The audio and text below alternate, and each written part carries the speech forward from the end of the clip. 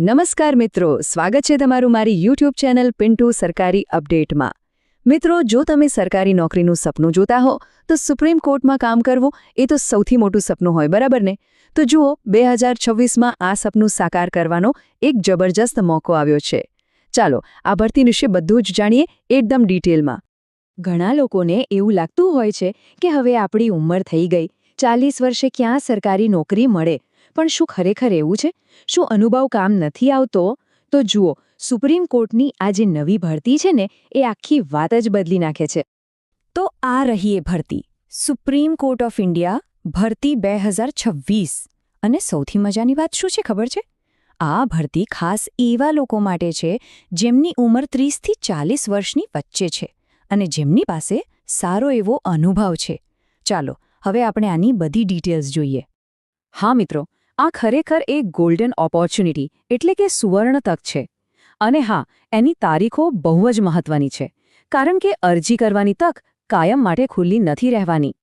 તો નોંધી લેજો આ તારીખ, 8 માર્ચ 2026 આ છેલ્લી તારીખ છે।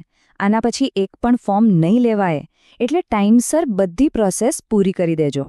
ચાલો હવે સૌથી કામની વાત પર આવીએ। કઈ કઈ પોસ્ટ માટે જગ્યાઓ ખાલી છે? સુપ્રીમ કોર્ટને કેવા લોકોની, કેવા નિષ્ણાતોની જરૂર છે? ચાલો જોઈએ।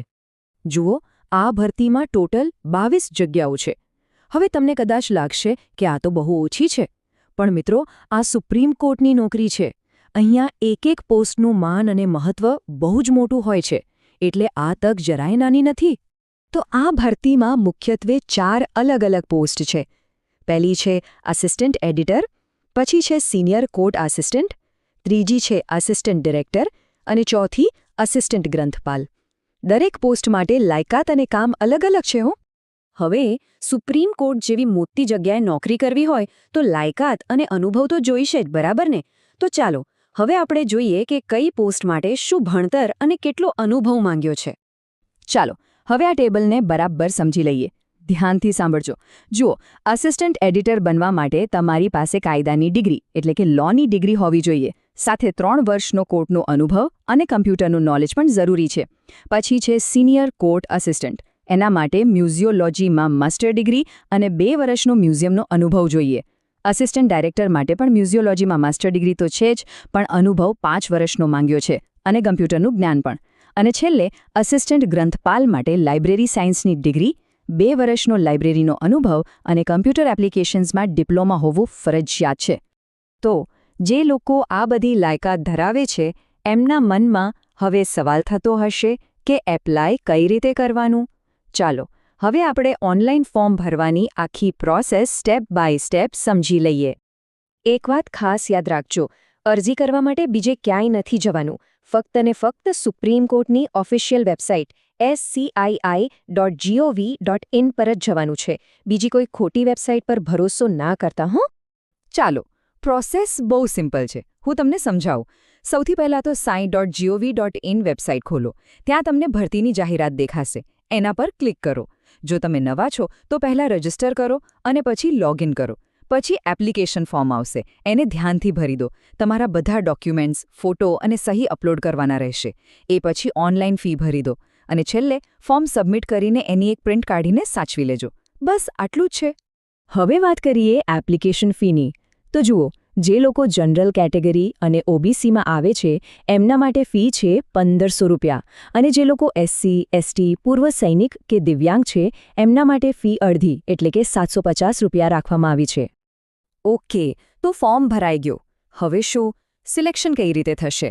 અને સૌથી અગત્યનું, પગાર કેટલો મળશે? ચાલો હવે આ ભરતીના સૌથી રસપ્રદ ભાગ પર આવીએ। જુઓ, સિલેક્શન માટે તમારે 3 સ્ટેજમાંથી પસાર થવું પડશે। પહેલું સ્ટેજ છે લેખિત પરીક્ષા।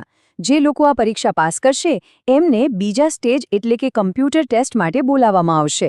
અને છેલ્લે જે ફાઇનલ સ્ટેજ છે એ હશે ઇન્ટરવ્યૂ। બસ આ ઇન્ટરવ્યૂના આધારે જ તમારું ફાઇનલ સિલેક્શન થશે। અને હવે વાત કરીએ પગારની, જે સાંભળીને તમને મજા આવી જશે। જે લોકો સિલેક્ટ થશે એમને ખૂબ જ સારો પગાર મળશે। પોસ્ટ પ્રમાણે તમારો બેઝિક પગાર જ 47,600 રૂપિયાથી લઈને 78,800 રૂપિયા સુધીનો હશે। અને હા, આ તો ખાલી બેઝિક પગાર છે। આના ઉપર બીજા સરકારી ભથ્થા તો અલગ જ મળશે. તો મિત્રો, આ હતી પૂરી વિગત. આ ભરતી ખાસ કરીને અનુભવી લોકો માટે દેશની સૌથી મોટી કોર્ટ સુપ્રીમ કોર્ટનો હિસ્સો બનવાનો એક જબરદસ્ત મોકો છે.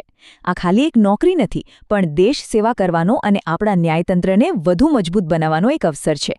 મિત્રો, દરરોજની સરકારી અપડેટ સૌથી પહેલા મેળવવા અમારું ટેલિગ્રામ ગ્રુપ જોઈન કરો. લિંક ડિસ્ક્રિપ્શનમાં છે, હમણાં જ જોઈન કરી લો. તો મિત્રો, આ હતી સંપૂર્ણ માહિતી. જો તમને આ માહિતી ઉપયોગી લાગી હોય તો વિડીયો લાઇક કરો, મિત્રો સાથે શેર કરો અને ચેનલને સબસ્ક્રાઇબ કરવાનું ભૂલશો નહીં. મળીએ ફરી એક નવી સરકારી ભરતી સાથે. જય હિન્દ, જય ગુજરાત.